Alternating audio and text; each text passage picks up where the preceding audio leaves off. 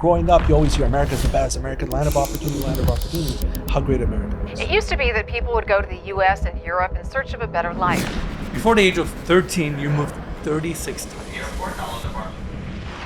The extent of knowledge you have, like from cars to watches to homes to places to travel, it's quite impressive. Billionaires are buying $80 million planes, $100 million boats, and they were going to $20 million homes. Is it also sucky how much people are scared to fail? People throw parties, launch companies, products. They really use these investment vehicles as a way to showcase wealth. Whether it was London, Paris, New York, Shanghai, even Mumbai, even Miami, the price per square foot was still cheap. What was the craziest thing you saw or experienced during that time? And out of the minivan come out 4 guys with machetes, literally 15 feet away. I was like, how is this gonna unfold? Hey everyone, welcome to the very first episode of the Enes Yilmazer Podcast. Today I sit down with Lorenzo Boucetta, a serial entrepreneur, real estate developer, and now quick serve restaurant franchise owner.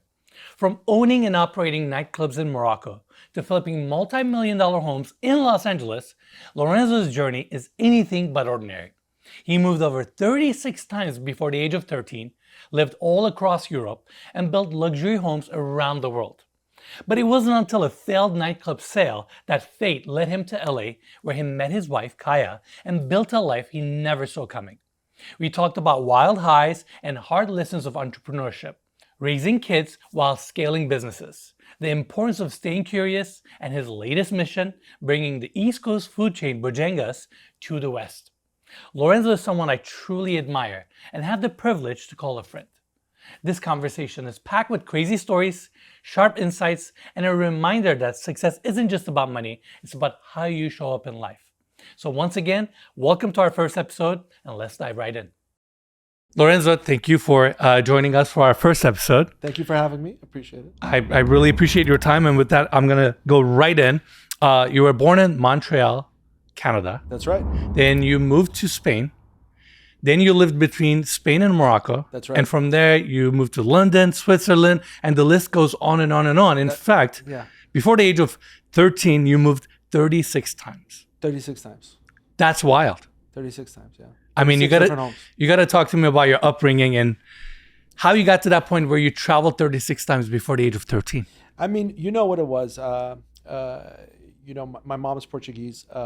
My dad is Moroccan, and they met in Canada, and they got married, and they moved back to Morocco. Where we lived in Morocco was Tangiers, and if you know Tangiers is around 14, 15 nautical miles from the south of Spain, from Tarifa. So at the time, they had a home in Spain, a home in Morocco, and when it was time for my mom to give birth, she wanted to use the Canadian health system, which was a great health system at the time, to give birth, and that's where me and my brothers were born. We also had a home in Canada, in Montreal, and that was that. We went back to Morocco. My dad was in hospitality development, building hotels and exploiting them, things like that. So our life was always traveling, moving to another place, moving to a different house, moving to a different home, and sometimes multiple times a year. It was just like a different childhood.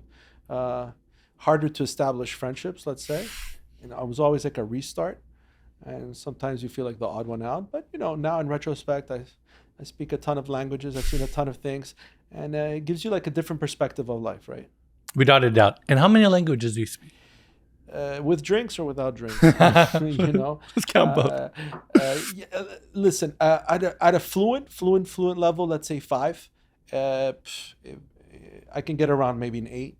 And what are some of the languages? Well, English, French, Spanish, Arabic, Portuguese are the 5. And then, I lived in Italy, so I speak Italian. I mean, that's a de facto anything. So my wife is Turkish, so I speak some Turkish, even though my kids say I don't speak Turkish. I lived in Greece as well, so my Greek is actually not bad. And my Russian is basic. Amazing. No, I mean, it's fun traveling with you because you just switch between languages. Yeah, that's whatever you need, and I didn't realize that was a thing in life until I moved to Greece for the first time. So everywhere I went, I always spoke the local language, and then I moved to Greece, and it was like, I speak no Greek. Because you were older at that time? Yeah, at the time I was 18 years old. Okay. And I moved to Greece, and I thought it was going to be fun, living in a place called Glyfada, which is in Athens, which right now from a real estate development place is like the hottest place in Europe. That's where they built the new Four Seasons on Voulier-Armeni, right? Like Yes, true. Off the Astir True. Palace that everyone seems to go to and enjoy. So I lived in Glyfada, and when I arrived there, I didn't realize no one spoke really English, and you had to learn Greek to, in a way, survive, right? And then it makes you resilient, I guess. Well, traveling a lot, living in different locations is something that you and I have experienced in our lives. But I feel like every time I talk to you about travel, cultures, Morocco, Spain, and particularly Marbella, always stands out in your stories. I feel like these two locations had a very big significance in your life. They have. No matter what, for the first 27 years, it's a bit different now that I live in LA, but I always summered in Spain. So I always had my summer friendships. I was always in Marbella. I always had the people that I hung out with. The first girl I kissed, first girl I spent the night with, and first drink I've ever had. It all went back. It's a lot of fun memories. A lot of fun memories in Spain. So and it's place I felt most like home. Because that's one thing. Like, it's hard for people to say, "Oh, you're Canadian," and I'm like, "Yeah, I'm not really Canadian," even though I was born there and I went to high school in Canada. Got it. I don't feel myself Canadian, and they're like, "Oh, you're Moroccan." I'm like, not really. Theoretically, yes, I am half Moroccan, but my dad. The same thing with Portuguese, but I'm not Spanish. But I feel like Spain is my home, and I love it there. I love Marbella. I'm gonna make an assumption. Sure. So I know Marbella pretty well, but particularly the years that you lived there, Yes. was very interesting because. The amount of wealth there at the time was a little bit under the radar. Yes. I know a lot of people from Middle East were spending their summers there and living very extravagantly. Yes. Beyond that, those were the years where Marbella was kind of picking up. That's and a right. lot of people were discovering how amazing of a city it is. Yeah. But then I'm just kind of placing myself into your shoes, right? You're also living on the other side in Morocco, where it's a totally different world. It's a unique location out of Middle East, but it's not really Middle East. Yeah. And the commerce, the business, the way things run over on that side is totally different. And I feel like you got caught up in this really interesting storm where you probably had to grow up very early on, Yes. survive, but you were also exposed to such interesting lifestyles. Yeah. No, you're right. I mean, listen, the especially where I was. So imagine you have all of Morocco, different cities, different things. And Tangiers was, let's say, the hardest city to be in, right? Because the way the people did commerce and the commerce activities that were there were not like anybody else, right? So it has also a Spanish influence compared to the rest of Morocco, which is more of a French ex-colony. But so that was like a very not eye-opening experience. But when I was 9 years old, 10 years old, there was people in my class that were going out to nightclubs, and that was a common thing. People were 25. You were 10 going on 25, and that's how it was, and so you had kids that on a weeknight had a 2-3 a.m. curfew at 9, 8, 7, and they would make fun of you. They're like, "What did you do last night?" I'm like, "Sleep." And they're like, "I was out till 3." And I was like, "You're literally 7 years old on a tricycle. I mean, why would you be doing that?" But that's how it was. And that's how, parents really over there it's not that they didn't care about their kids, but really their kids were like, "Okay, you do you, I do me." There was an odd sense of safety back then. I grew up the same way. I was going to nightclubs at age of 13, 14, but it wasn't necessarily that I was a party person. It was just, it was safe. It was fine. It was different things, right? So it was, I mean, I think maybe we were lack of information back then, or the statistics. But there was an inherent sense of safety wherever you went, whether it was Spain or Canada or here, not here, I mean, or Morocco. But now as an adult who has kids, my kids can't do 1/10 Yeah. of what I went through. Like I remember taking intercontinental flights by myself at the age of 5 years old. That's wild. With a 4-hour layover in Madrid, with no cell phone or ways of reaching me. It was like my parents were like, see you. Hopefully you show up on the other side. You up on the other side, and we'll know by tomorrow. Yeah, crazy. So I remember doing that, going to see relatives of mine or hanging out. Because I would always insist, like when I was really young, to go spend summers in Canada. I had an uncle who was living there, just to spend time with him. And I was like, I'd never put my kids on any sort of, even if it was a direct flight, they wouldn't be on a flight. But. How do you think the experience of living in Morocco and spending summers in Marbella, how do you think that experience has shaped you? Like I said, just maturity-wise, right? I thought I was very mature, but compared to other upbringings, other people, the way I see it, I guess I had way more responsibility than I was, or that I thought.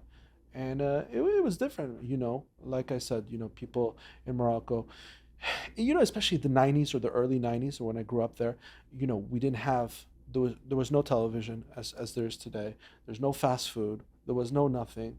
It was like living in a very closed off culture it is what it is. And, life is short. There's nothing guaranteed. There's no living till 85. You don't know. Tomorrow could be your last day. And, might as well to make the most of it. If you want to move to Thailand for a year, 2, 3, just to work, and do it. Just go for it. What's the worst that can happen? Nothing. You can always come back. And I think that's a really important perspective. That's what I recommend to a lot of people. I'm like, let's run the worst case scenario. Yeah. You'll get an amazing life experience. You'll learn so much. And a lot of times the jobs and setups that people have, I'm like, you can get that back. Yeah. You can reapply. You can get a similar job. In a year, you'll be back to where you were. Yeah. But you not taking that opportunity can be such a big miss. Or beyond just having a job or opportunity there, your experience there can really shape you. And that can really allow you to be the next person that you can be. And that's so exciting. That's so liberating. Yeah. And I tend to just push people towards, new experiences. I'm with you. There's something that I've realized with time is that real wealth in life is not the material. The material stuff is always fun and cool, but the real wealth in life is experiences one has, right? And that's what stays with you. And that's what keeps you happy. I mean, how many times you lie down in bed and you're like, you're just reminding yourself of a memory. Oh, you remember we did that, and that was so much fun. No one remembers what car they have in the garage, or the clothes that they have in their closet. But those memories or experiences last forever. I remember telling my wife forever, this was always one of my goals. My goal was to move to Japan with the girls, my daughters, and I wanted to move there for 2 years. That's why I put them in the French system, so that they can go and fit into any sort of scholastic program. And from Japan, have a 2-year, like every single break, we're going to go to a different Asian country so that they have that whole Asian experience, right? And I remember telling my wife that, and and telling my daughters that when we went to Japan the first time. And they were like, oh, our friends and things like that. And I realized it was not going to be as easy as I wanted it to be. But I kept telling them, what wealth you're going to get out of this. I mean, living in Japan, you're going to learn the language, most probably something. Incredible. You're going to pick it up. You're going to go to other Asian cultures, and then you're going to have that for your whole life. And many people don't get that. And I think there's something very beautiful about spending a good amount of time in a different country, in a different culture, where you can understand them at a deeper level, and that just unleashes this level of communication, sympathy, and empathy, where you can really relate to people. It's not just about speaking another language. No. And it just makes life so much more meaningful. Yeah. And it just gives so much more depth that I think most people lack. Like at this age now, I catch myself talking to people from different countries or even different sectors, jobs, where I can relate to them at a little bit of a deeper level. And it's not because I have such good understanding of their job. It's more so the years of traveling, years of living in different places and doing so many different jobs. It opens your eyes and you can really communicate people at a deeper level, and it just makes everything that much more meaningful. Yeah, you pick up on nuances of life, right? And you're able to appreciate all the backgrounds, all the things. And so many people have culture shock for some reason. Like wherever they go, they travel, they're like, oh my God, and it's that block or that internal block that they do. And they don't realize that there's no growth to it, right? And that's what, like on what you said, you're able to resonate with everybody from all different social classes, different backgrounds, different things, different cultures, just because of your travels, right? They've built that into you, and I think that's so cool, especially if you have extended travels and you do absorb that. I mean, it's a great life experience, and it's made me who I am. I mean, lot of not negatives, but a lot of, like, let's say, downside to certain things of not having that traditional childhood experience. But now I wouldn't change it for anything else in the world. Like, my kids always in class, yeah, my dad speaks that, my dad knows that, my dad's been there, I've lived there, stuff like that. And You're like, I'm the cool dad. So. Yeah, the cool dad, I guess. I love it. Okay, let's go back to Morocco for a second. Let's Again, country that I'm fascinated with. Yeah. Not only you lived there, Yes. you also owned a business there. I did Or own maybe a business. multiple businesses. I don't know the extent of it. So I would did. love to hear that story. So my dad was in hospitality, and he made me go to hospitality school after my bachelor's, and I went to hospitality school in Switzerland, which is what I guess, like, the traditional, like, learn everything from the ground up hospitality school, which was a great, like, life learning experience. I mean, I recommend it. It's like going to a finishing school in the 20s. Learn how to eat, learn how to do this, learn how to do that. So it was great. And after that, I moved to London, and I was working a traditional job and things like that. And I remember my father had this beachside nightclub, right, or property, let's say, and he would rent it out to a third party. And I remember him going, "What do you want to do? Or he was going to sell it, or he was going to do something with it." And I was 25 at the time. I was like, "I want it." And he's like, "What are you going to do with it?" "I'm going to have a nightclub." And then he's like, "What do you know about nightclubs?" I'm like, "Please, I've spent 15 years researching. I know everything about nightclubs." And he's like, "Okay, let's do it." So we did it. It was me and my brother. I remember we hired there was a nightclub in Beirut at the time called Cristal. So we hired the same designer who did the nightclub of Cristal.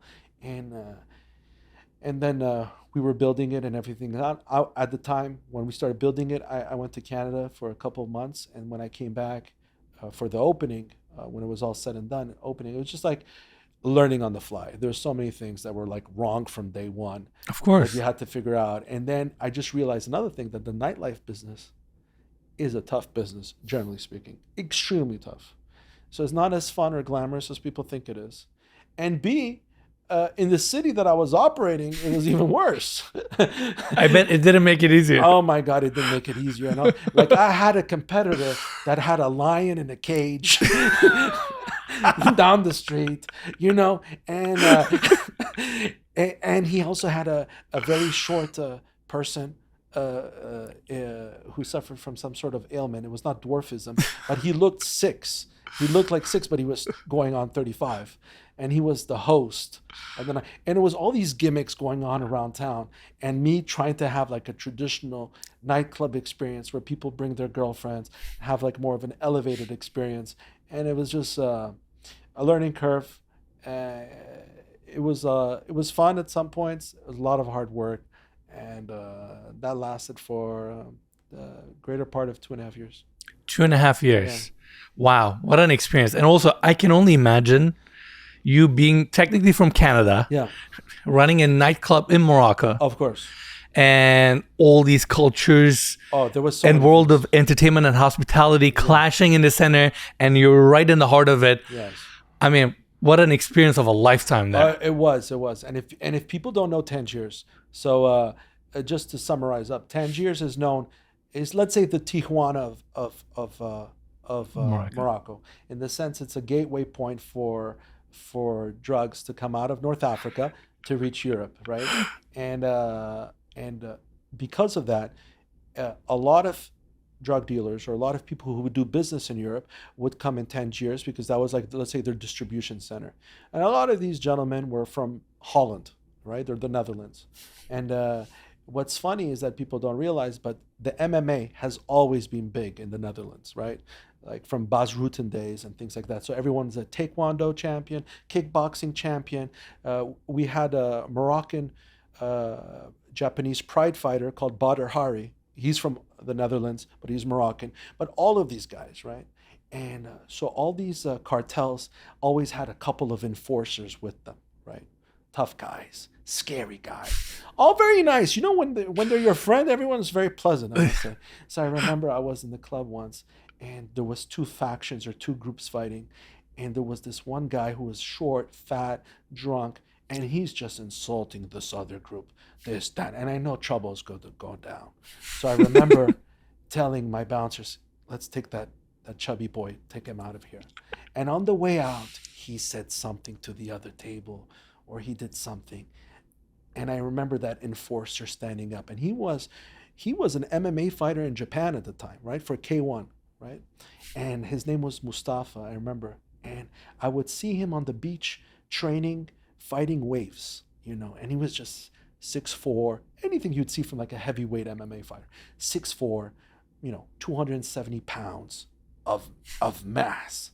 And I remember him running across, and I knew that if they made contact, that's it. All my investment in here is gone. There's no insurance. So I remember telling the bouncer next to me, I'm like, stop Mustafa. And he looked at me and he's like, I'm not stopping nobody. So I remember I was like, either I stop this myself or I'm going to lose out. So I remember running across, jumping and tackling this guy to the floor. And while he's on the floor, I'm hugging him. I'm like, don't do anything. Please, my club. Please, it's me. And he didn't react, right? He didn't do anything. And you're dealing with these individuals. I mean, it was not, you know, I could go on and stuff about the fights that I've seen and the people, you know, out of movies. I mean, I can only imagine. And also, like, like that was part of a daily operation, you know? That was another day at the club, basically. Another day at the club. Yeah, another day at the club. And the other business I did, which was so funny, I decided, I was like, you know, I miss Chinese, you know, fast food, right? Who doesn't miss Chinese fast food? Living in America or North America, you have Panda Express or whatever it is. So I remember, I was like, I'm going to open my own Chinese fast food place. In Morocco. Okay. At the time. So I remember I went on this website called China Chefs, and I got myself some Chinese chefs to come from mainland China. And when they came, they didn't speak English at all. And two things I learned. Chinese mainland food is not American Chinese food. It's two very different things, you know, very, very different things. So I remember that I had to teach them, you're going to mix, you know, orange soda and ketchup with fried chicken. They were like, what is this? Yeah, what is this? I'm like, this is how you make orange chicken, you know, things like that. And there was no YouTube back then, so it was hard. But we were setting all that up. And I would go from the nightclub because what I initially started was a fast food business. And I was like, okay, as part of your training, we're going to open just from midnight to 6 a.m, right? And this little counter from this window, and you're going to sell fast food to drunk people initially. But from there, it's going to be such a practice run. We're going to start a real thing. But it was doing so well at the midnight to 6 a.m. market that I never expanded beyond that. So I would go from the club to the Chinese place. You built the full ecosystem. Yeah. And all the club people would go to the Chinese place and other things like that. It was just, you know, it was just the thing. After the club, you'd eat at the Chinese place. And the things that I saw in between crossing the street or stuff was...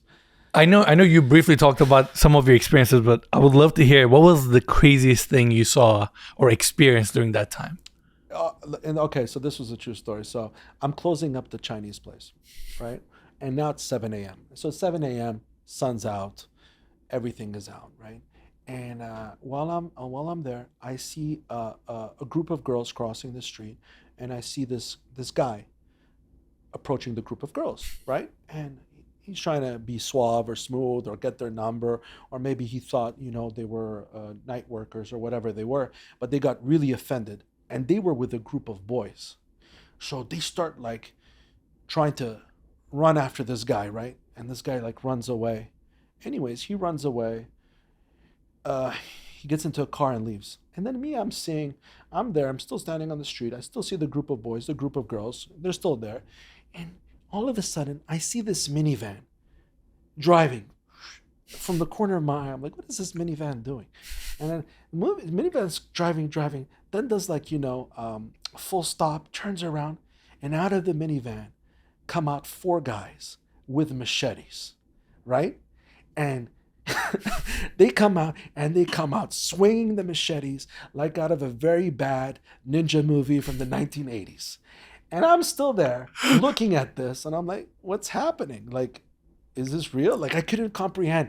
And then the guys were trying to fight and everything. And just seeing that and people run away and no one got hurt. I didn't see anyone get stabbed or hurt or anything, but just seeing like how they were like, how casual that was. They were going like this with them, and I was literally 15 feet away. I was like, how is this going to unfold? And it was very good. So that was like, that was a story that I did see. And then, I have other stories, but maybe for next time. Maybe we should edit it out after. All right. So Morocco, Spain. Yeah. And where did you go after that? Okay, so Morocco, Spain, always. When I was 12 years old, at the time, I asked my parents, I was done with living in Morocco. I was so tired of it. I was like, can I go to school in Canada? We had our home in Canada. We were doing nothing with. There was a lady living there taking care of it, a caretaker. And then they're like, sure, go to Canada. So I was 12 years old. I went to middle school and high school in Canada, junior high and high school. And that's where I was. I didn't have parents, which was very weird because it's not like I went to a boarding school. I went to like a traditional normal day school, but I just didn't have parents. So you would just come home and just be by yourself? Yeah, I would be by myself. I mean, I had the caretaker later, but we never spoke. She was way older than me. But what was funny is that I remember missing like 14 Fridays in a row, until the school called my house and they're like, you missed 14 Fridays in a row. And I didn't realize that I was so many. It's just like I would wake up Friday morning. I was like, who needs to go to school? Sort of deal. And I remember my principal after that, he called me in and he was like, I'm going to prepare the guest room in my house. You're going to live with me. And I'm like, I'm not living with you. I got a good spot here. I'm like, I'm fine. He's like, you sure you're not going to miss any more Fridays? I'm like, trust me, I'm not going to miss any more Fridays. And then I would go to my own PTA meetings. I was like, so how did I do? And then they were like, well, you need to work on that. I'm like, really? Really? Good to know. Good to know. Thank you for your time. But that was like the part of growing up, that was a bit surreal, right? It was just, it was a bit different. Amazing. Now let's talk about LA.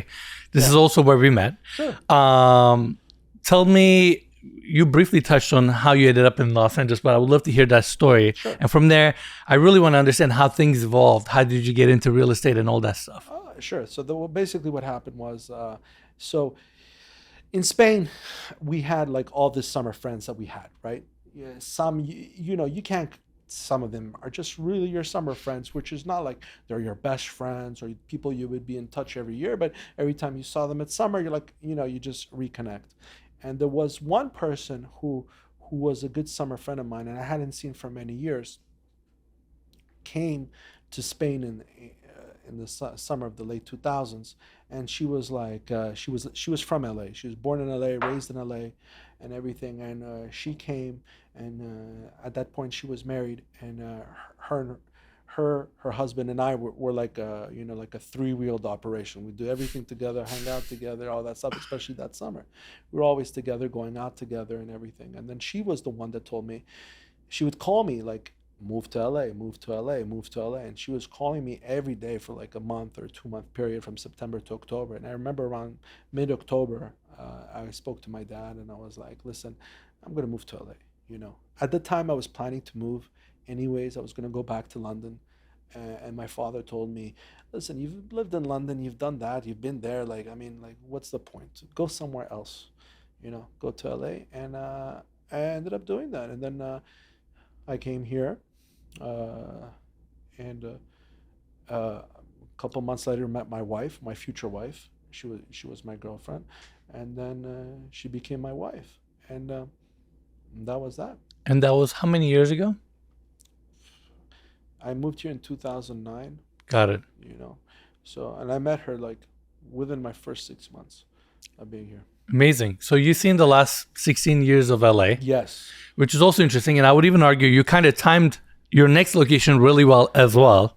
You saw the prime time of LA to kind of like the current stage that we're in, which is a whole It's true. another subject that we Yeah. can discuss. Yeah, you know what? I was thinking about that. It was funny. It's like when I first arrived to LA, and I've always loved real estate because it was something that since I moved so many times, and I've been in so many homes, so many things, it was always in the hobby interest of mine: houses, architecture, looking at that and things that I always read. Like if I'd go to on a plane at the time, used to buy magazines to get the past time, and I'd buy always the Architectural Digest and stuff and look through all of it A to Z and things of that nature. What happened was, so I was here, and as you said, LA went through a phase of being undervalued real estate, right? So after the financial crisis of 2008, if you look at real estate prices in LA, homes were less than $1,000 a square foot. And we're talking about Beverly Hills, super prime, Bel Air. And if you were to compare that to European prices, whether it was London, Paris, New York, Shanghai, even Mumbai, whatever it is, the price per square foot was still cheap compared to everywhere else, even Miami. And I remember so many great homes. I would look at all the traded homes at the time, beautiful homes that are on the market today for 40 million. Plus, we're trading at 9, 10, 11, around that price point, and they would sit on the market for a long time. So what happened was, and this is how I ended up getting into real estate, was in 2012, the mother of the friend that made me move to LA, they lived in Beverly Hills, more specifically a neighborhood called Truesdale Estates. And she had a house that was on the market, and it was on the market for a considerable amount of time, 2 to 3 years, right? And at one point she was asking 9, and then it went down to 8 and a bit. And it was on a corner lot. It was a Bob Offenhauser house. It had decent square footage. It was like 7,000 square feet, impeccable views, and it had an extremely high ceiling. And I remember the house was not moving, right? The agent on the house was Drew Fenton, right? And I would hang out always at that house. That house was like my second home in LA. And I remember one day coming home and finding out that the house sold. And I was like, how much did it sell for? 5. That was my approach to the market at the time. How much? 5? They're like, no, we actually got $7 million. And I was like, 7 for this? Such a high price, so on and so forth. And the buyer was Niles Naimi, right? And Niles bought the house. And I saw the house from when Niles bought it to when he flipped it off market within 14 months, right? And I know how much he put into the house. Yeah. For the simple reasons that, I would always end up visiting the job site. Yeah. Just You're drawn to it. I was drawn to it. I was like, I'm curious what they did with this house. Yep. And they did this and that. And he sold it for $38 million off market. It was just right at the beginning of that, like, boom. Yeah. And then I understood that it's going to create a precedent, and this is going to, there's going to be an upward cycle of real estate. There's going to be a market justification because prices were so low for so long. And it was going to catch up to that. It was going to catch up to where the world was, right?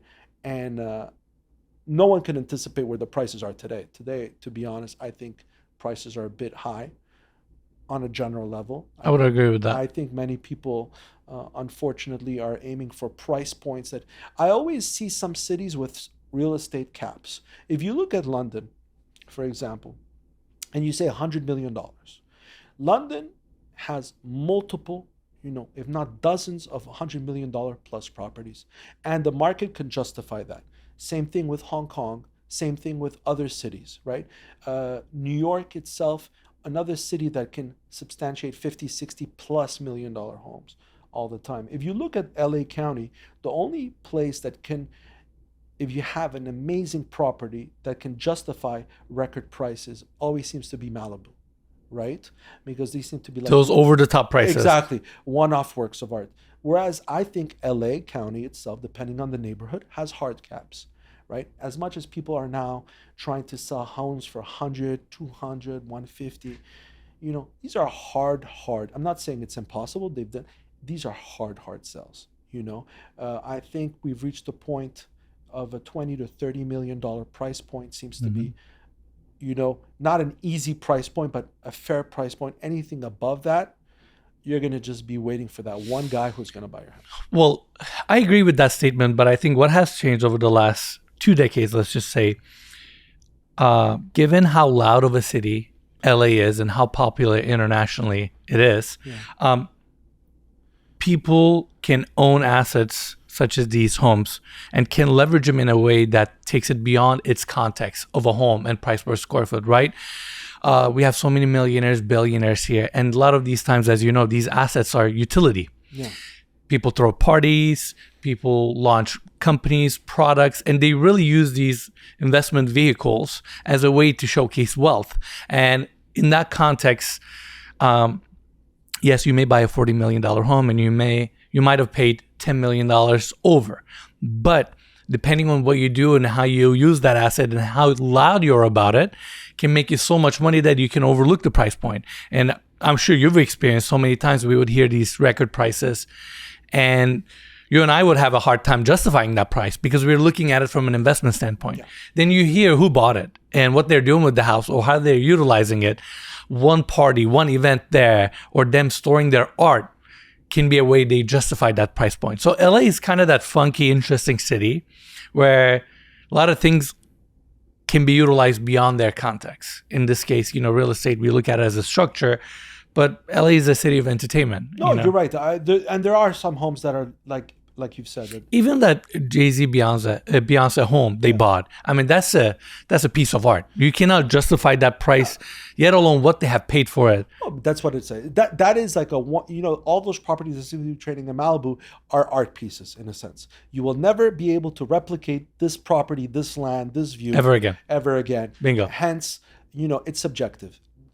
Do people spend $200 million on a painting? Yes. So why not on $100 million on a house? Exactly. And I remember there was a real estate developer who was the one that pushed the boundaries in Bel Air on Nimes Road, I believe, right? And I know where you're going with this. Yeah. The QVC guy, right? Yes. What's his name?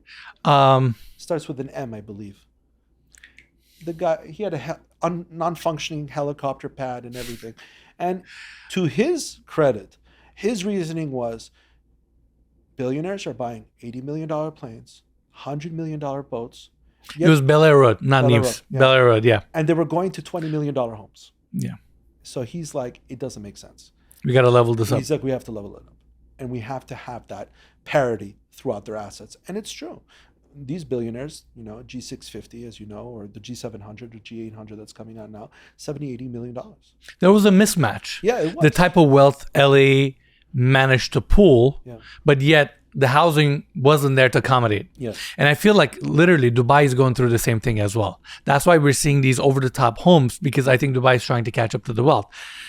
I know we're not talking about Dubai. In a way, that's exactly what's happening in that city as well. And I feel like that's what happened in LA too. We started seeing bigger, better, more extravagant homes, and there was the demand for it. Yeah. And I'm curious, it's so funny that this real estate experience, you seeing this property getting developed and being sold for this insane price. That's right. And really seeing Niall in his early days. That's right. Knowing your background, and seeing that experience, what went through your mind? I mean, listen, I'm not somebody who's jealous at all. I'm always somebody that likes to look at other people and be like, if he can do it, why can't I do it? So, that's where it was. And that's when I realized how great America was compared to everybody else, or any other country. Like, growing up, you always hear America's the best, America, land of opportunity. And until you are here, until you are here and try to do business, then you don't realize. Right? Yeah. If you're here just visiting, partying, like, America. You don't see it all the way. You don't see it all the way. But once you do and you realize, oh, wow, the potential is enormous here for whatever you do. And, the market for whatever you do is great. And you don't need anything else. So seeing that and seeing Niles or that case study up close, because it was one thing that I monitored. At the time, I was living close by to Truesdale. I was living in a building called Sierra Towers. So Sierra Towers. Iconic building. Yeah. So it's at the base of Truesdale, right? Bingo. So just seeing the progress on that house and just being innately curious. And I remember showing up on the job site and it was all a bunch of Mexicans. And I was like, hey, can I see the house? Or like, they're like, no. And I was like, oh, I used to live here or I used to be here. They're like, oh, then please come. We'll show you everything. We'll show you everything. And I think it was a Paul McLean as well, you know, and it was that whole structure. It was that real estate concept of opening up an open basement, right? Open basement level. Big sliding glass doors, modern lines, minimalist Huge architecture. views, Yep. exactly. Bingo. And I saw that, and I just saw, and I was always curious. And for it to trade before it was finished, for that price, and this was at the same time that it traded, as when the gentleman who owned Minecraft bought that $88 million house. And I can't remember his name, but he was the same developer that built that house on Bel Air Road too. That guy, Yes. he did both, right? He did both. We'll put his name up on the screen. I can't remember right now, but he was the one that built the Minecraft. Mikowski, something like that. I mean, I want to say Brian, maybe Bob. Yeah. Yeah. So I mean that price and that changed. Oh, okay. That changed the game. That changed the game because, as you know, Jay-Z and Beyonce were going to buy that house, Yes. and they were outbid by Minecraft, who had just sold Mahjong, whatever the company was called, to Microsoft for. I mean, it set a totally new benchmark. Of course, because the guy had $2-3+ billion, right? And he creates a new floor. He's like, listen, I want this house. I like this house. You know, it's 5% of my net worth. Who cares?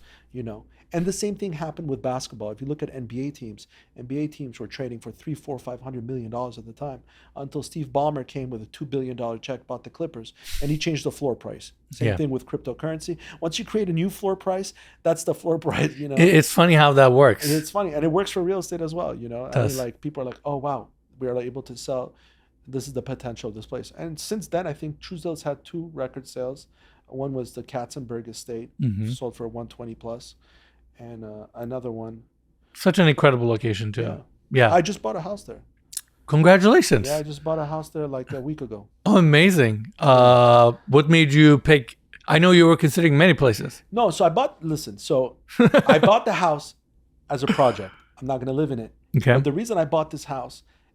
It's not the house that I sent you, right? Which one was it? I can't remember the address. You did send me a house. I did send you a house, but Yes, you didn't like something about it. I was like, Was it a 2-floor house on? No, it was a single story, mid-century modern. Carla Ridge? Maybe. Was it? Maybe. I would have to look it up. I mean, I wanted to buy it myself, you know. I just So basically, what happened was, if you look at Truesdale, great neighborhood. It's a bit soft right now. Key element of buying a house is buying a house that nobody wants to buy, right? And finding that diamond in the rough. And people are overlooking it. And why are you overlooking this house? And really understanding that, breaking that down, and turning that into your advantage as Exactly. you're participating in the deal. So what I liked about this particular property is that it had a tennis court, but it had a tiered tennis court. So the tennis court was at a different elevation from the house. Okay. Right now, there's trees in front of it, but if you take down all the trees, the tennis court has a view. Okay. And then there's the Sheets Goldstein residence that everyone knows. Exactly. Right? Arguably the most iconic tennis court in the city. Exactly. So Club James, right? Club James. And I just saw that tennis court. If you do a glass Like, edge, this is my Club James. and then I was like, I'll do Club James. And you know what's so funny is that I actually am in talks with the architects of Club James to do the house. So we're going to demo the house, do new construction. Okay, are you going? Yeah, all new in. construction, and we're gonna do the sister tennis court to Club James. Oh, I love that. You know, so that was my whole idea. Like these gentlemen, they used to work for architect, if I'm not mistaken, called Dustin Nicholson, who used to work for John Lautner. John Lautner. Exactly. They are protégés of John Lautner, basically. That's right. Yeah. In a sense, they're third in line, but they're protégés. They've been working for James for the past 20 years. They basically extracted Lautner's identity and really managed to, I don't want to say replicate, but carry it on and modernize it. Exactly that. And we had talks with we went to visit the job site, and right now they're doing a guest house for James for the Sheets Goldstein residence, and I was like, listen, I want this to be a project, and I want to have that tennis court, and I want to have like a very unique proposition here that's going to be different from everything else. So that's the exciting part in this. That's awesome. Yeah, that's why I did it. You know. Well, I was gonna say the whole story is coming together because I feel like seeing Niall and that house is what really triggered you to say, you know what, Yes. I'm doing it myself too. Yes, I mean, listen, I've lived in so many homes, and I've always had a very specific mindset of what I like, what I don't like, you know. And unfortunately, developers have like some developers have a lot of cookie cutter, things. And I do understand cookie cutter works and cookie cutter sells. Because Sells. if you're safe. I've never been safe, but I know what I want. And whenever I was doing a home, I always catered it to what I wanted, and I never cared about anybody else. I'm not saying that I missed out on some things. For some things, like sometimes I did a project and I got a lot of pushback.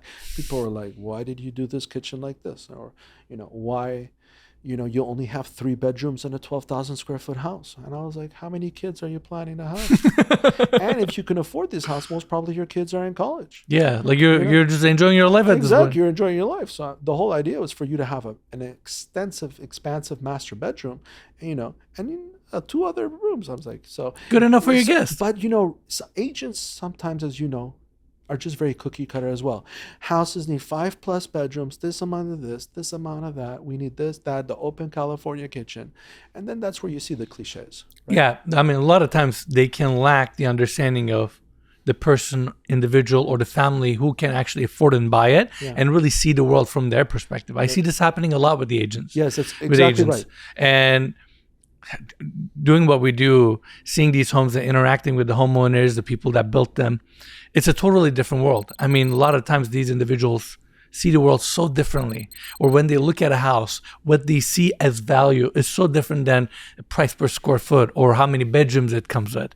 They have different needs for that house to be. So I think it's important that, given that you've traveled so much and you've experienced luxury and really been around high net worth individuals from so many different countries, I think that gave you a very broad perspective. And I can see that influence in your properties as well. Yeah, I mean, listen, I was very lucky enough that I've hung out with a lot of, different people from different backgrounds. And I think from a house perspective, the house I've been most impressed with in my life was a house that belongs currently to John Fredrickson in London. So John has 2 daughters, Catherine and Cecilia. If you're watching this, hello. And they're twin girls, and they're girls that I knew growing up. I knew them since they're 12, 13 years old. We would do our birthdays, things like that, and I knew them till I moved to London, which was like I was still in my teens. I moved to London, and they were there, right? Homeschooled, no one knew them. And John Fredrickson, who many people don't know, at the time, and I still think currently, he owns the biggest oil tanking company in the world. And at the time, he owned the biggest marine farm company in the world, right? He's a Norwegian gentleman, Cypriot passport. And the house was a work of art. I've never seen a house like this in my life. And to this day, I still think it's the number 1 property in the world. Yeah. It's called the Old Rectory. It's in Chelsea. It's on 3 hectares of land in Chelsea. That sounds insane. It's insane because while you're there, you think you are in the English countryside because you don't see a house for as far as your eye can see. You just see foliage and trees and things like that. And the house used to belong, believe it or not, to a Greek family. And the wife became the president of the Athens 2004 Olympic Committee. So when the Athens Committee won, and we were going to be the Olympics were going to be held there, they sold their house in the mid-90s to John, and they moved back to Athens, and they ended up buying a yacht company called Ocean Co. So they're the owners of Ocean Very Co, famous, right? yeah.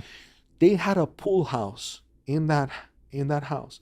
The pool house felt like you were like in a Greek pantheon, right? And there was like a 14-foot high statue of Zeus at the end, but none of this cheesy statue stuff. It was amazing. Pool house itself was 10,000 square feet. It was incredible. Indoor pools and the parties we would do there and everything. And just to see, there's so many things. Like there's your traditional ballroom, to see that and to see like all your different houses growing up, and this is how certain people live and things like that. And I just realized, like you said before, like many people have very expensive homes, different mindsets, different things, different visual cues. So try to take some of those elements and do like, how would a person with this much money, how would they want to live? And what would they want, right? And like you said, agents and developers sometimes don't associate to that too well because they've never, it's an outer body experience, so they can't do that. But, it's little things, I want to take a quick break and give big thanks to Lazzoni for providing all this beautiful furniture for our podcast studio, a brand that truly values craftsmanship and quality.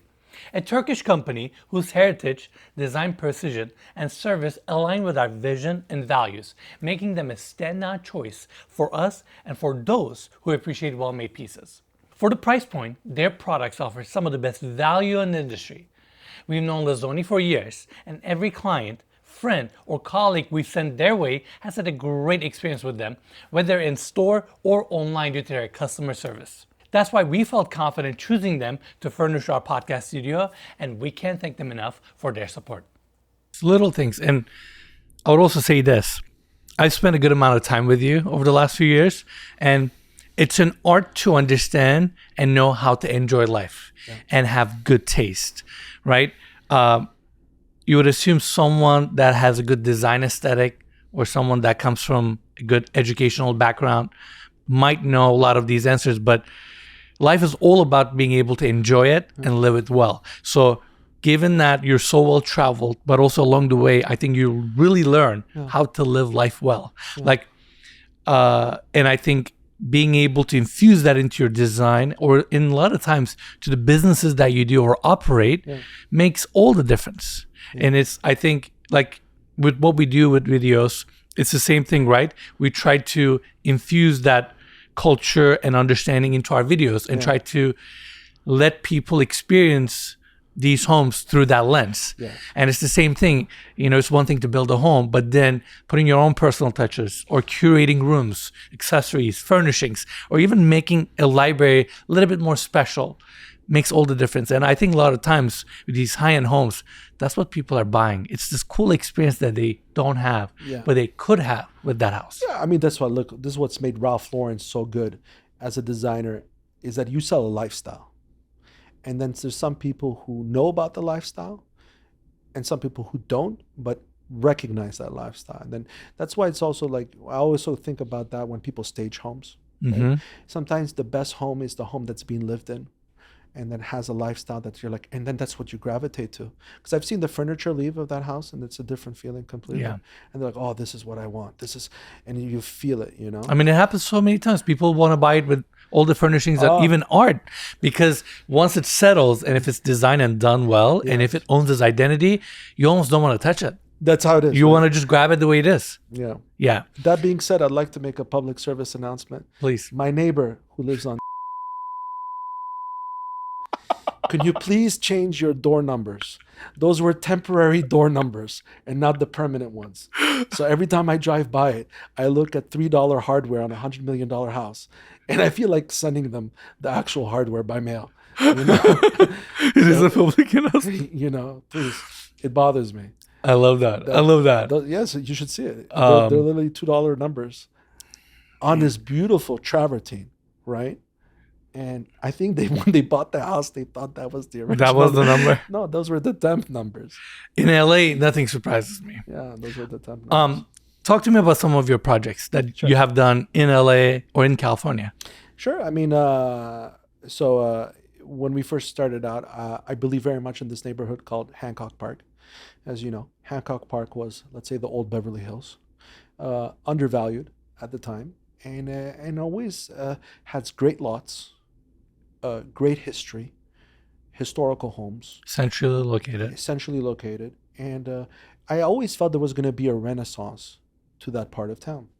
I mean, historically, since the Rodney King riots in the 90s, people had like safety issues with Hancock Park. But, it's still so pretty. So I remember buying a home in Hancock Park that belonged to Lou DeBell. Lou DeBell used to be the CEO of Howard Hughes. Wow. So never married, lived with his sister. Beautiful Italianate style house built in 1927. And it was a 2-owner untouched home. It was him and then it passed on to a second owner in the 70s, and then I was theoretically the third owner, right? So to have, and this is what I've realized, great architecture or historical homes need as little intervention as possible. Update bathrooms, update the kitchen, update some things, but don't demolish the essence, the molding, the framing, certain things, you can't replicate, the woodwork. So we did that with that house, and we kept it as much as we could, right? Whilst updating everything else, the HVAC system, the electrical, the plumbing, changing everything, the, certain flooring elements. But I remember there was a little bar in the house, and it was off the dining room. And the bar had 1920s original wallpaper, right? And restoring that wallpaper, and it was like this gold Chinese wallpaper, which was beautiful. And I remember just painting the wood accents in this red color just to match the gold. And I could just see having a waiter behind there making the drinks while you're attending your dinner party. And I saw that floor plan. So maintaining that essence and keeping it was important for me. And so that was a very interesting project that we did, and I loved it very much. Another project that we're doing now is actually in Coachella, right? Palm Springs. Palm Springs. So I was lucky enough, post-COVID, I was looking through one of my real estate apps, and I was cleaning up all my favorites because it was all sold. And I remember seeing one property, didn't sell. And I called up the lady who owned it. I was like, "What's this? This property's been online since pre-COVID. Why hasn't it sold?" She's like, "Don't know. I'm not selling." Things of that nature. So I ended up buying it. I was like, "I've never been to Palm Springs. I've never been to Coachella. I'm a family man with kids, so I missed all of that." But I was like, "Hey, how bad can it be? I have a contingency period. I'll go see it. I don't like it. I'll walk away." We went. Property was great. It was on this little cul-de-sac, very close walking distance to the Empire Polo Grounds. So we bought it, and we hired a French architectural team called Studio KO, who the reason I went with them when I went to Palm Springs, it reminded me of Marrakesh, the terrain and everything. And Studio KO, even though they're a French team, they've done amazing properties in Marrakesh.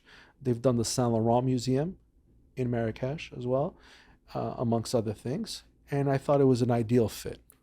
I reached out to them, lovely people. They were actually doing a project at the time in LA called the Flamingo Estate, and that's going back to your story.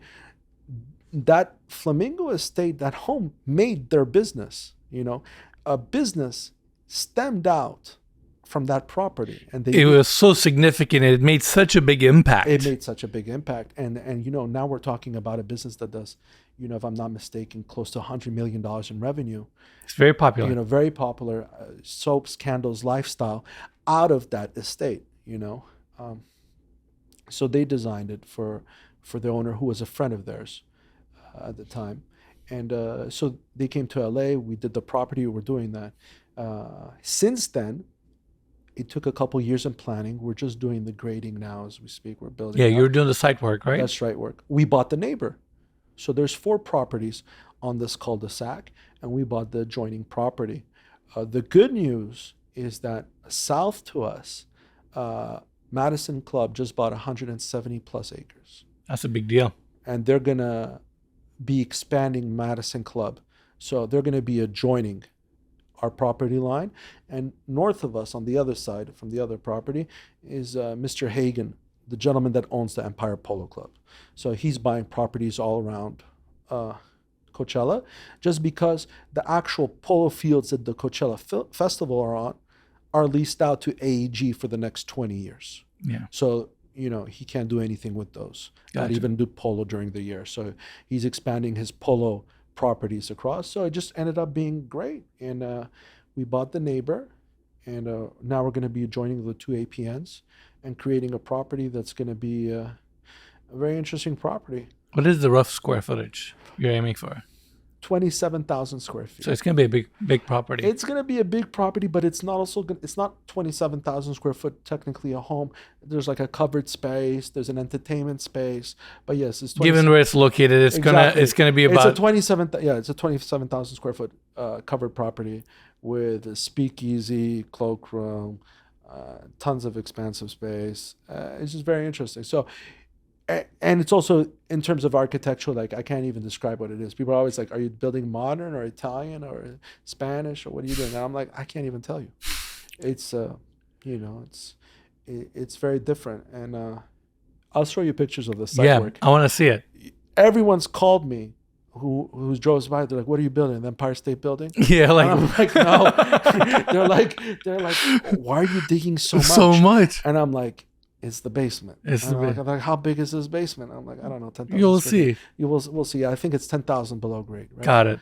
And so it's gonna be interesting. And now that we have the property next door that we have to fix and things like that. And I'm curious, given that you're working on so many different businesses, your family, which we'll talk about in a second, sure.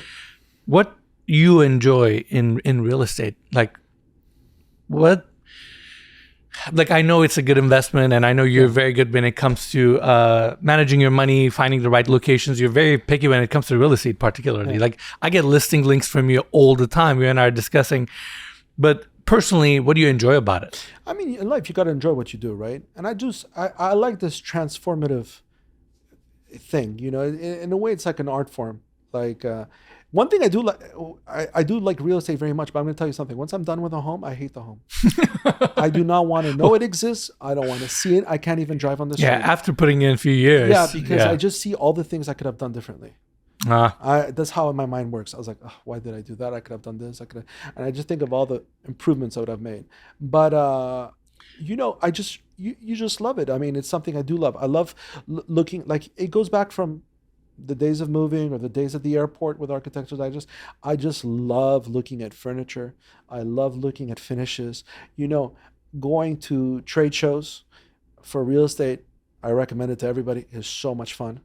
And you learn so many things, and things are just changing so much and so fast. And people had no idea about so many things that you could put in your house and do in your house, or innovations, or building your house, and all these just like, tingle me, or tingle my curiosity, and that's why I like it so much. It's not like, listen, building a home on a day-to-day is a pain, but the overall process is fun, and once you're done, and once you see what you've done, and you're able to keep it or sell it or do whatever you want, I mean, there's so much reward in that. It's just like, absolutely. It's like I birthed that house. No, I totally agree. And this actually leads me to my next question.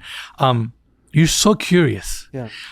Like, the variety of subjects I talk with you and discuss with you, and the extent of knowledge you have in various subjects, it's quite impressive. Like, from cars to watches to homes to places to travel, restaurants to go. Goods, right? I mean, it's quite impressive. But it's not just impressive because you have such knowledge, but more so, you're incredibly curious. Yeah, you're sending me things. You're constantly researching. You're on social media with a little account that no one knows about, but you're looking at everything. Yeah.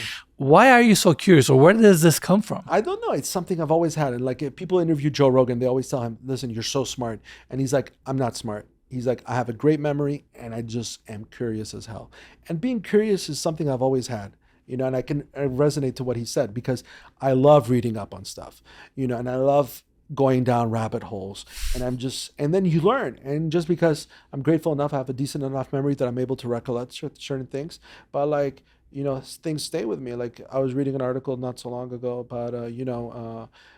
about this company that provides like soundproofing solutions. So I was like, okay, let's see all the solutions they provide and how they provide them, and how they work. And I was like, oh my God, this is amazing. And then I was like, oh, how did they start? And then it goes down to another rabbit hole, segues to something else. So. We literally went Texas together. That's right. Because of this construction company. They're coming Monday, you know that, huh? Yeah? Yeah. Oh my God, amazing. They're coming Monday. I did not know that. Well, and we're not going to give them free publicity. Not yet. But No, I mean, I'm really curious as well, and I love learning. And I feel like I ended up with this job because I'm so curious, and I'm digging up, and I'm learning how to make videos and understanding houses and the individuals behind them. And I see the same thing with you, and I'm just trying to dig up to see where it comes from, you know? It's two peas in the pod. I mean, and that's the thing. You know what's funny? Many, many, many years ago, when I was just starting out in work or stuff, I had my brother's college friend, French guy, Ulrich, very smart guy, ended up being great CEO, many big companies, many big exits, so on and so forth. And I remember having lunch with him, and I hadn't done anything. I hadn't gone out of the business world and everything. And I remember him going, "You're going to be fine." And I'm like, "What makes you say that?" And he's like, "Because you're curious." He's like, "That's the number one thing, being curious." And he's like, "That's what's going to separate you from everybody else." And I do see that. I see it that now. Being curious, in a sense, is a superpower, because It is. so many people are just so fixated in their ways, and they're not learning. And curiosity is basically you're learning, and you're absorbing that. And you also don't have an ego, right? You're always saying, "Oh, how can I do something better? Or what is better? Or how's this thing better? How's it working better?" And then you can implement those with whatever you decide to do in your business, you know, whatever businesses you do follow.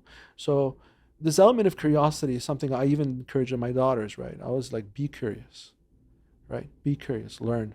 And now we have so many great resources at our fingertips, whether it's AI or whether it's the internet or anything. I mean, you can read up on any subject.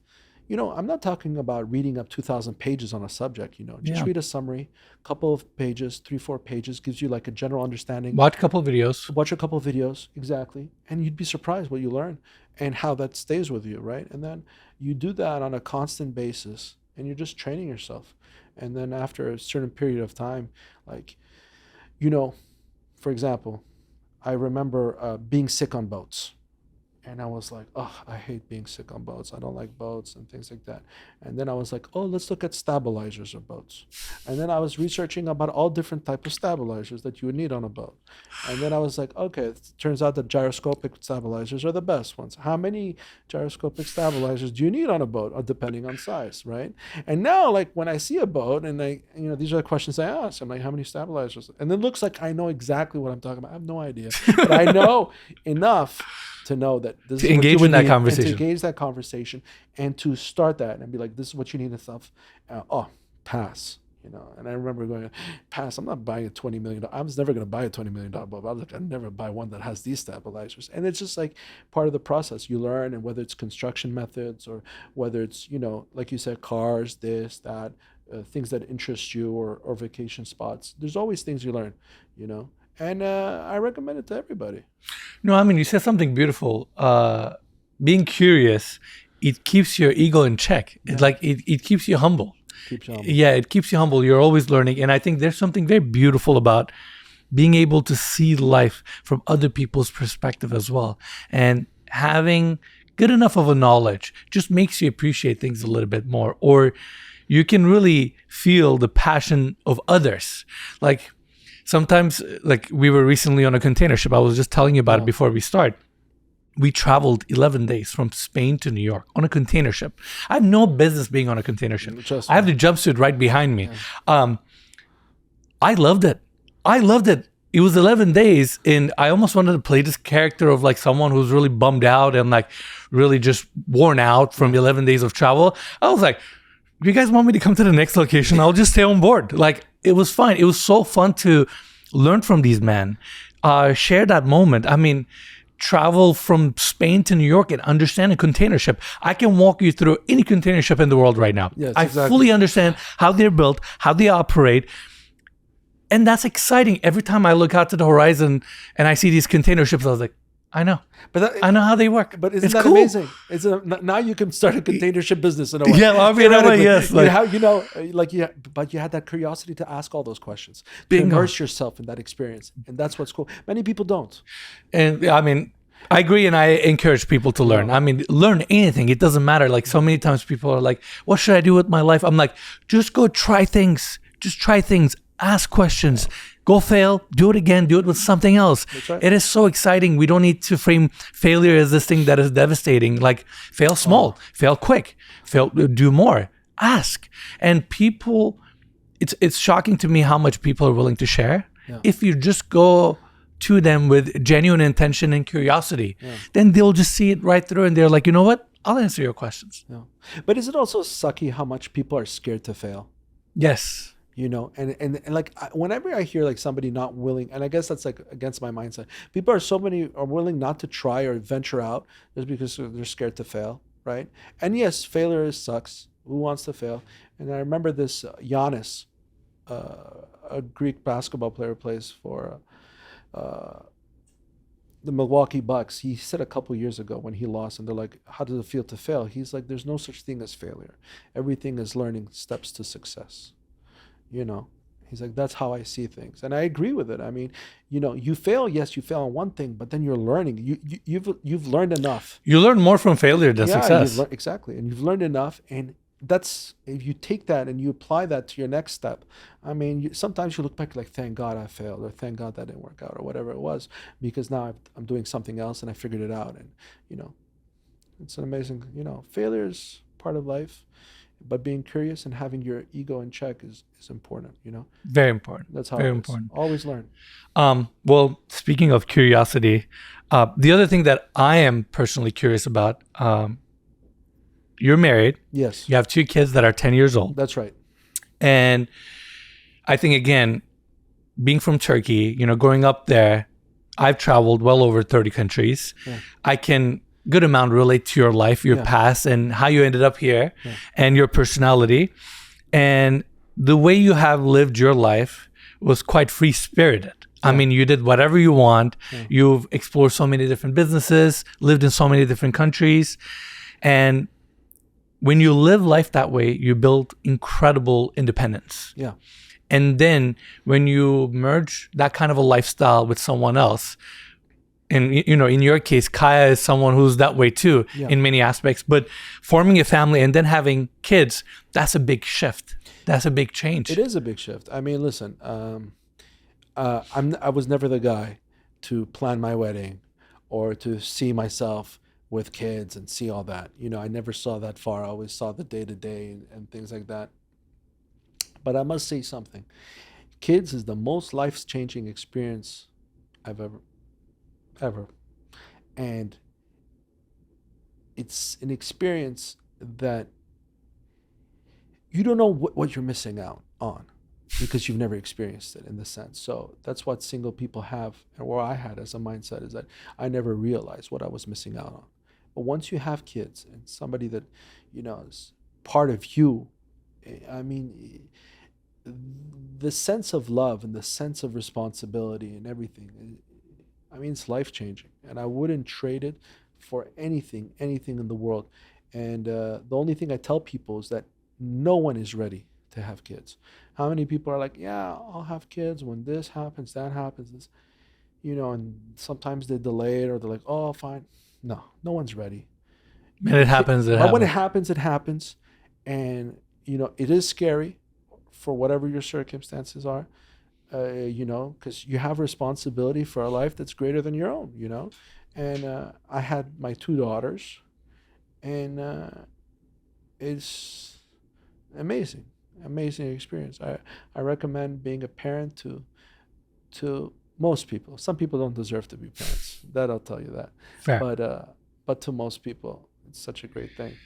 No, I mean, it was so refreshing, and I wouldn't even say inspiring, to hear you talk about your kids or this whole experience, because you're someone that comes from such diverse background and you lived life in such an interesting and dynamic way. Yeah.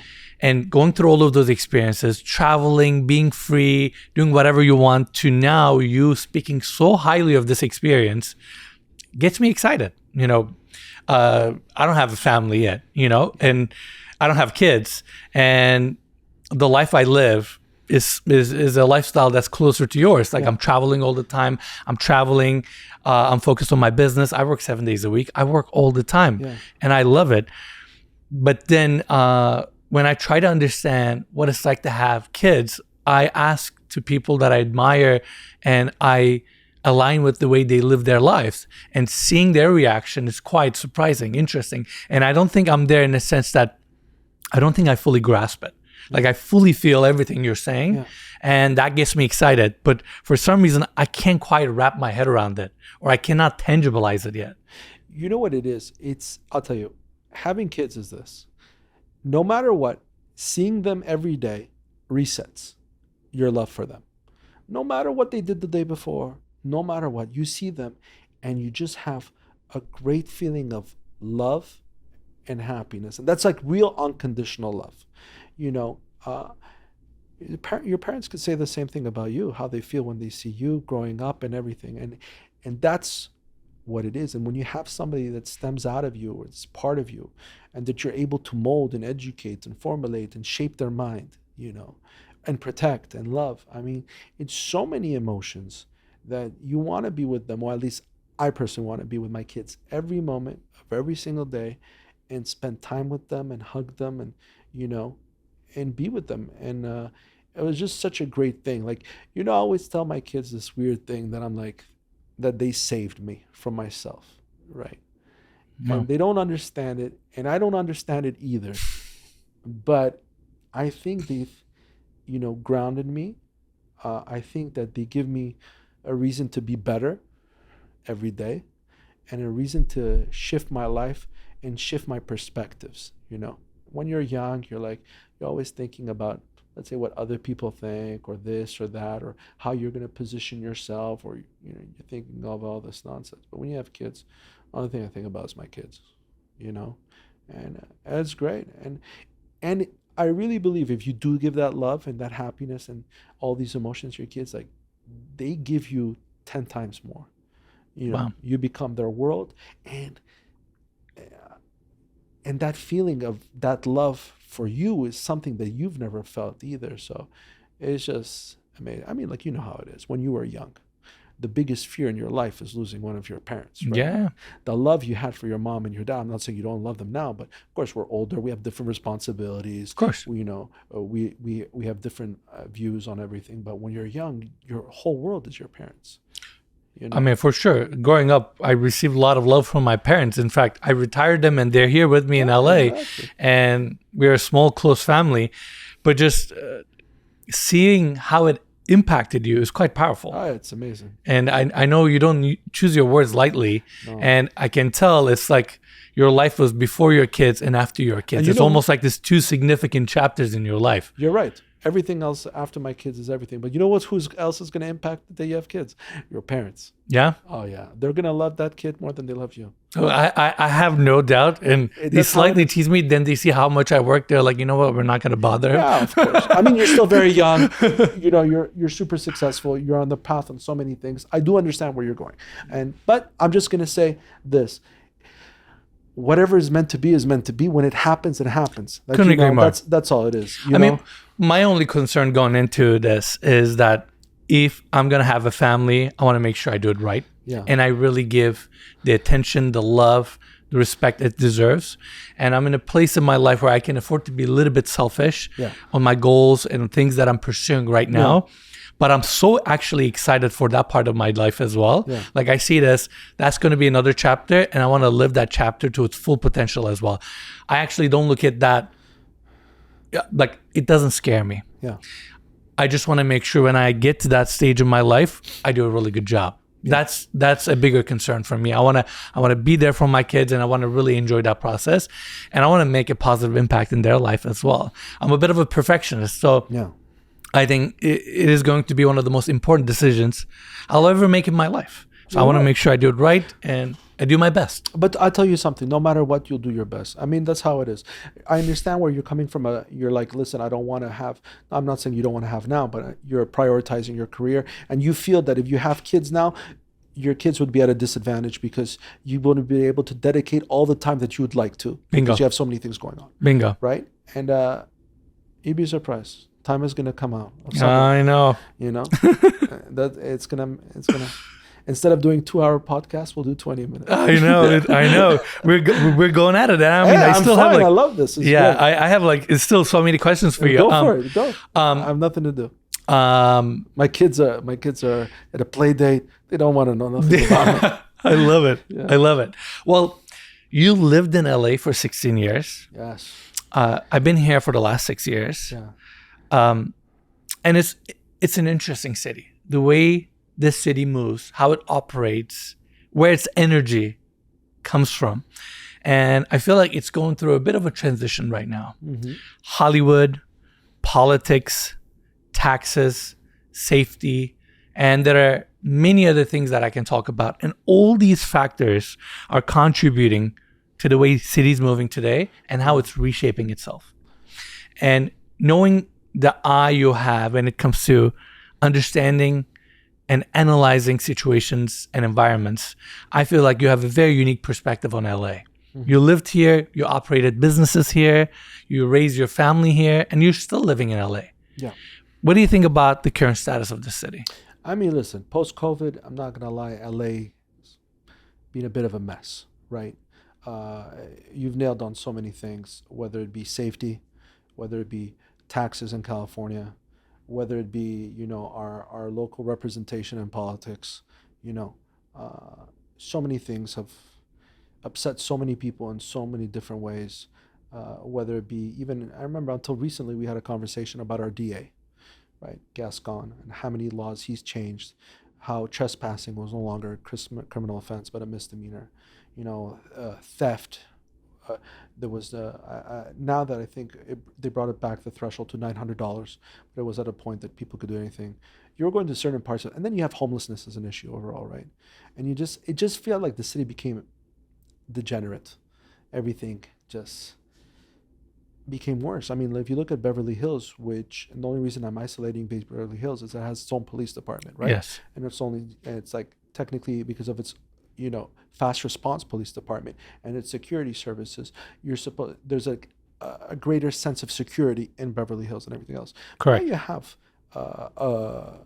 I was driving down Beverly 2-3 weeks ago, and I saw a very famous influencer, YouTuber, get robbed at gunpoint. Yep. I know who you're talking about. Yeah. My kids saw it. My kids were like, "Look, Dad, what's happening?" I was like, "Yeah." I'm like, "You didn't see anything. There's nothing going on." I didn't even notice. I was like, "It happened," and they saw it, and then I see it on the news, and I was like, "Wow, this happened here." Like I was right there. People, it's very many things. Like when I go home, I try to see who follows me. When I used to I have a driveway, a pretty long driveway, so I used to go home and not care if my gate closes behind me. Now I have to double check, like I have to stop in my car, make sure that the gate is closing, make sure there's nobody there. Every time now I have like a package delivery or anything, I have to triple check, like what's this conditions, who is it, who's coming to my property, who are you, your credentials, there is that sense. So LA is struggling from an image standpoint, because at the end of the day, we're paying a lot of taxes. And people are just upset with what we're doing with the taxes, whether it be the LA fires or the repercussions of the LA fires or, this lack of safety. So, yeah, I mean, LA's not at a down point, but, there's something in tourism called the tourism life cycle, right? So everything has an up and a down, right? Yeah. And are we on a downward spiral of the cycle, let's say for LA? Possibly. At the same time, while all of this is happening, is real estate prices have gone through the roof. So it's not like you were attracting anybody to move here. Like, who wants to come and move and spend X amount of money? It's hard. But LA is LA. I mean, in North America, in the United States, there's many great cities, don't get me wrong. But if you look at like historical cities, you're looking at LA, New York, Miami, right? From an international perspective. Correct. And then LA is still the hub of entertainment of the world. Hollywood is the hub of entertainment of the world. It's sad what's happened to Malibu, but we're just going to have to rebuild. Yep. And LA is here to stay in the long run. But it's about keeping your chips on the table, and not cashing out or moving out or doing whatever it is. America is still America, greatest city on earth. LA happens to be one of the greatest cities in this country. So, it's up to you to weather it out and maximize and seek out the opportunities, because there's always opportunities everywhere. Maybe they're not as Attractive. attractive or easily readable, like, maybe you'd have to filter through some, Yeah. but they are there, right? And you just have to be there for that. No, I think you said it well. I think the people of LA need to weather this out, and it is going through a transformation. And I used this analogy the other day. LA is like this big, powerful car. It's not a city that runs on little fuel. It runs on a lot of fuel. It is built around entertainment. It's built around this glamorous lifestyle. When you think of LA, you think of sunshine, great weather, palm trees, ocean, entertainment. But as some of these things pulled back, such as Hollywood, or maybe not many businesses are coming here because of the laws and taxes and all that stuff, it has killed this city's momentum. With lack of momentum, this city doesn't know how to operate. It's like it only knows how to run on a lot of fuel, not on little fuel. So it's kind of finding its new grounds, its new place. I'm curious to see what's going to happen. I mean, I really enjoy living here. Yes, there are some difficulties and challenges, and taxes don't help. And running a business here is certainly difficult. There's no denying that. I mean, it's costly, it's difficult, it's litigious. It is litigious, yeah. Very litigious. But LA is still LA. I think it's going to be here for many years to come. And we'll see what happens. Yeah, I mean, it's going nowhere. Yeah. That's how it is. And it's like, whatever you do, just buy low and sell high. Don't be stuck with anything. So even that, from a real estate perspective, if you're buying a house, make sure you're not, because we've been going on this past 10 years, LA's been growing, at a certain percentage, a certain clip, year on, year out, right?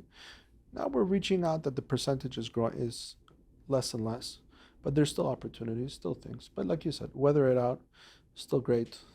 My kids love it here.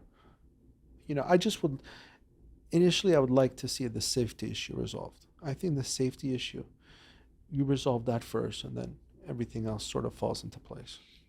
If safety was in place and we get a 25 to 30% tax and legal break, watch the city boom again in matter of literally a few years. Of course. You will not be able to stop the momentum that this city will get. Literally, those three things. I agree. If we get like a little tax break, or like whatever it be, federal or statewide, and then we have that safety thing. I mean, that's why politics, people don't realize.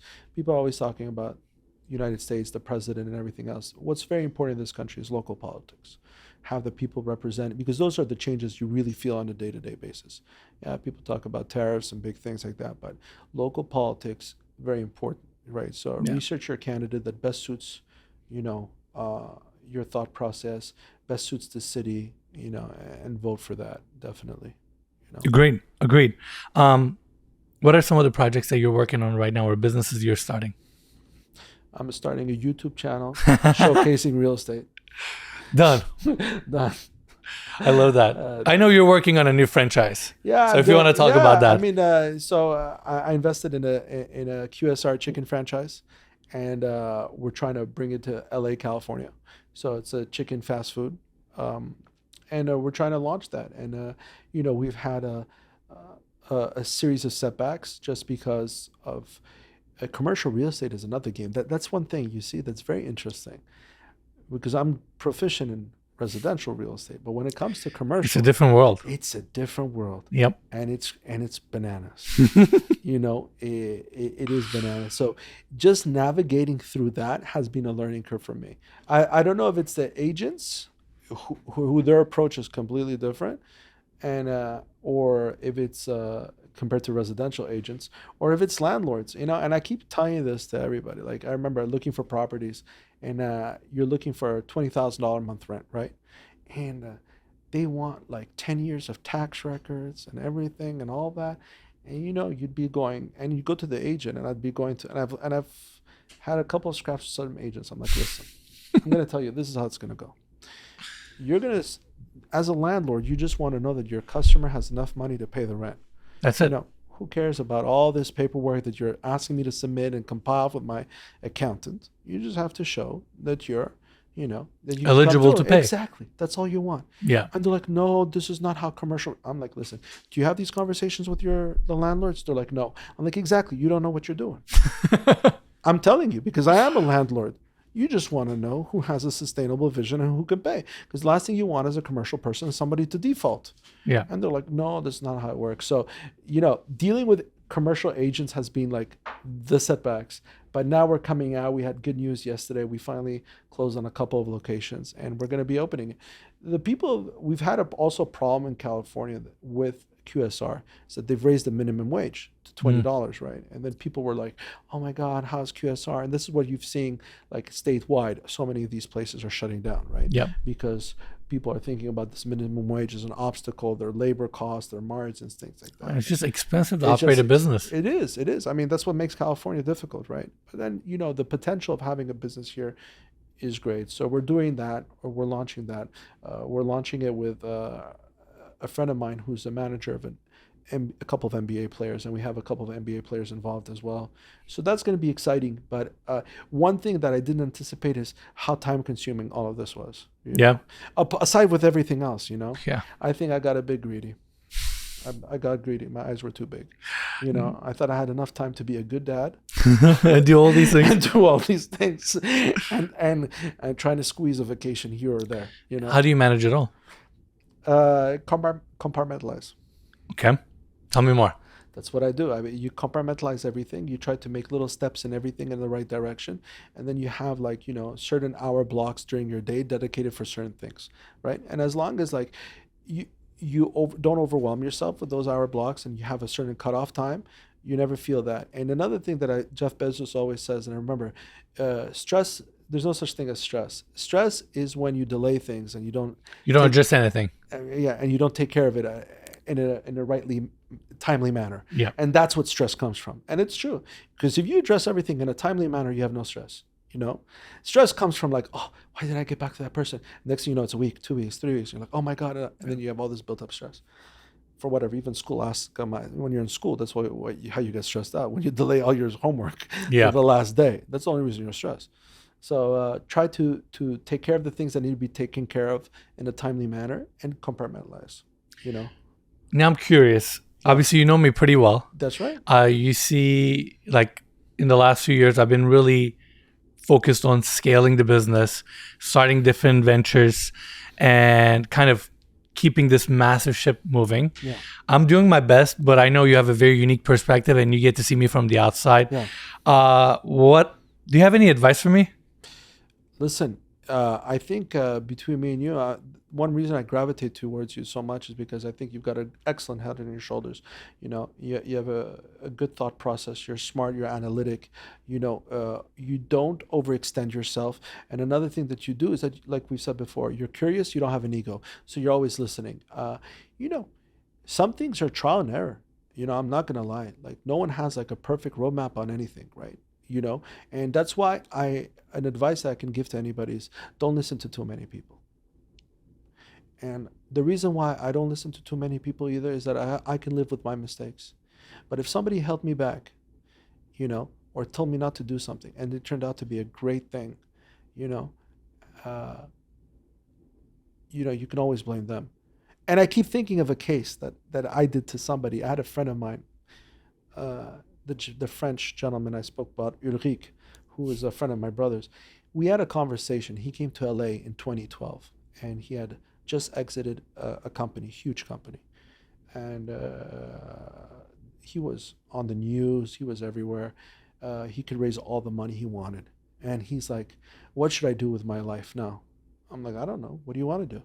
And I remember that he came up and he told me, I want to create a delivery food service company. Right? And I was like, what kind of bullshit is that? There's so many delivery food service companies. What are you talking about? And I remember him for a week trying to convince me about a delivery food. And this is pre-Uber, by the way, right? And I kept telling him, what are you talking about? It's been done. And I convinced him to not do it. I literally convinced him to not do it. And from that moment, and I keep reading it because now, if you look at the UK, they just Deliveroo just sold to DoorDash for 600 million plus.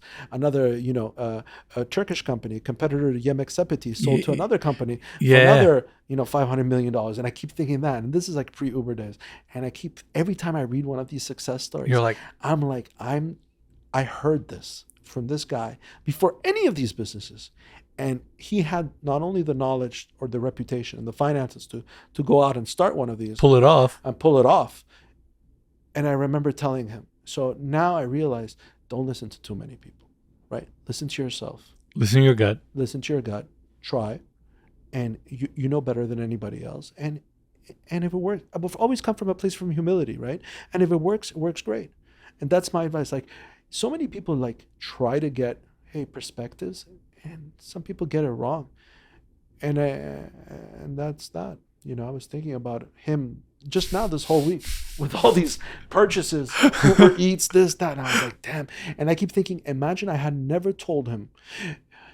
Eventually, he got a great job working for another company, and he had a great exit, but nowhere close if he had actually done this delivery service. And then, of course, there's so many hypotheticals. Of would course. He have done? Would have succeeded? What market would he have chosen? So on, so forth, blah, blah, blah. And it's all hearsay. But I keep thinking, if that was me and somebody told me not to do that, I'd, hold them responsible their whole life.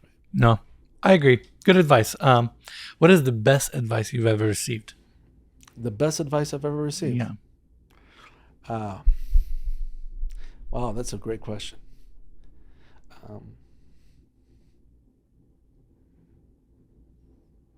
Not gonna lie, I don't know. How I've led my life is through what I've resented in other people. Like I saw people do things and I was like, I didn't agree with it, and I tried to do the opposite. So not dealing through, let's say, my mistakes, but other people's mistakes. Really learning from them. Yes. I was like, you see, they failed because of that.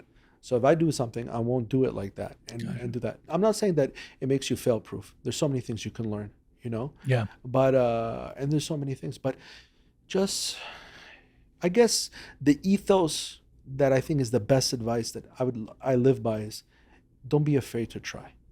Yeah.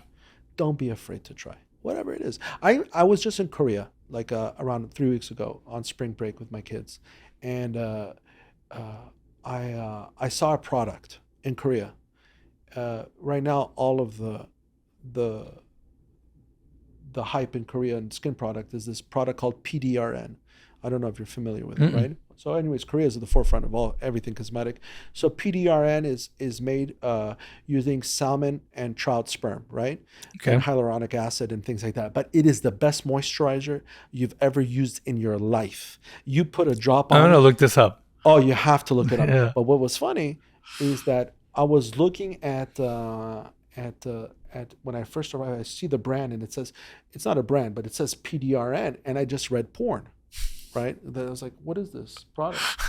And then I was thinking, oh no, it's actually PDRN. And I was thinking, oh my God, there's so many branding ideas that you can use that it makes it look like that you could bring to the United States. And I was like, oh, I'm going to be launching a PDRN line.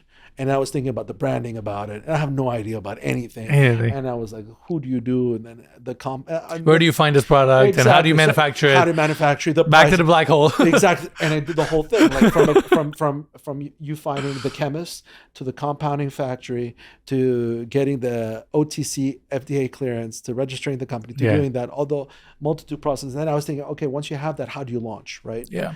And I'm not saying I'm doing it, but right now, do I think that everyone's going to be using a PDRN product in America in the next year? For sure.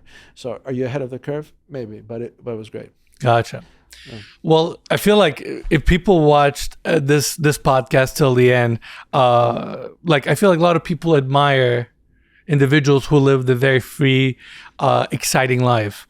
And to me, like hearing your story, you literally done everything that was in your mind. You traveled, you lived in different countries and places. To people out there who may seek this kind of a lifestyle, what would be an advice or recommendation you can give them? Listen, like I said, try. I mean, right now, what's amazing is that we live in a day and age where you can monetize, and people are being held back for money reasons. which is a valid. Which is understandable. Yes, it is valid. It's a valid point. In this day and age, you can monetize anything and everything. You'd be surprised. I mean, you could be a bodybuilder and you monetize like the gym prank videos, that gentleman out of Dubai. Yeah. Right? And he's doing it incredibly well. But what was his journey? His journey was himself uploading videos of him working out and figuring it out along the way.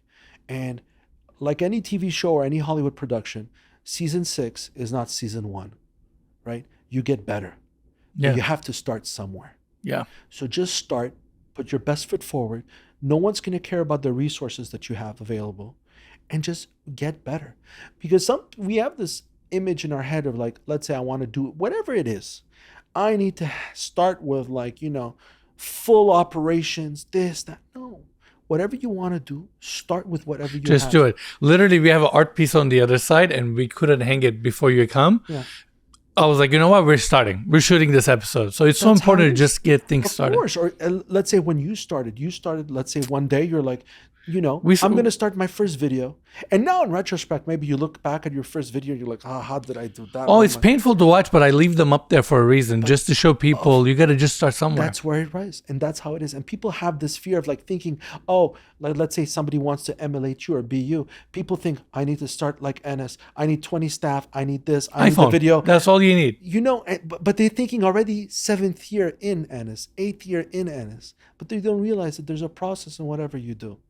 Right? And you start with whatever you have and whatever business you decide to do and just follow your passions, follow something you do like, because trust me, I've been in a job that I hated and time does not go by. Yeah. It's endless. Find a passion of yours, something that you do like, and you'll be able to monetize it with that love, because at the end of the day, like you said, Enes, you work 7 days a week. You work a godly amount of hours. Right? And if you didn't love what you were doing, It would be so hard. It'd be so hard. Right? Couldn't agree more. But since you love what you're doing, this is the reason you work godly hours, because you love it and you're in it and you're invested and you're like, great. And you don't see time go by. You just see, building. So it's like a painter doing his painting. If you hate it, it'll never go by. But another painter can spend a year, 2, 3, 4, 5, working on his masterpiece. And that's how life is. Find your perspective. So that's what I would recommend everybody. Find what you like to do and just learn and figure it out. I mean, you have some guys, and I know that a lot of my examples are coming from a content-based things, but you have a guy who I follow on Instagram. He's just doing home recipes with an iPhone. And, now he has X amount of followers and he's segued into other opportunities and everything. But this guy was just making a shepherd's pie and everybody seemed to love it. And he was really good at it because that was his passion, and he was a student. And then you have other people doing other things, and if you love sports, like I was just speaking to somebody the other day. I have a friend of mine whose son loves sports and he wanted to become a movie director. And I was like, listen, becoming a movie director is extremely tough. Yeah. I don't recommend it on anybody because, it's tough business. It's a tough business. Anything in the arts is just generally tough. And then he's like, well, I'm like, what's your other love? He's like, sports. And now has some sort of marketing influencer agency for sports. And he's doing crazy well because he loves it. And he reaches out to people all day and gets deals, gets the thing. So it's just follow what you love and you can't go wrong, Couldn't agree more. Lorenzo, thank you so much for your time.